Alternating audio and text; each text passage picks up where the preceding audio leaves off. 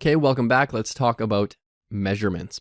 So in most CSS, not all, but most, we are going to be using measurements such as pixels, ems, rems, things like that. So these are all different types of measurement styles, but for the most part in this course, we're going to be sticking with pixels, just because it's the easiest to wrap our head around.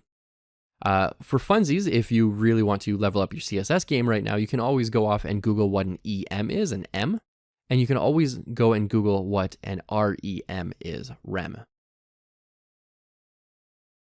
But throughout the rest of this course, we are going to be sticking with pixels, just because it's a little more absolute and easier for us to understand at the very beginning. And again, this is a CSS 101 basics course, so we want to stick with just the basics for now. But even when you're working with a designer, a design is going to come in and it's going to say that something has, for example, a height of exactly 50 pixels. And so you might want to be using pixels for the most part anyways, instead of ems or rems, just because it is a lot more absolute. So there's nothing wrong with using pixels. We're going to be using pixels moving forward. But if you want to level up your game, you can always Google what an M is and what a rem is.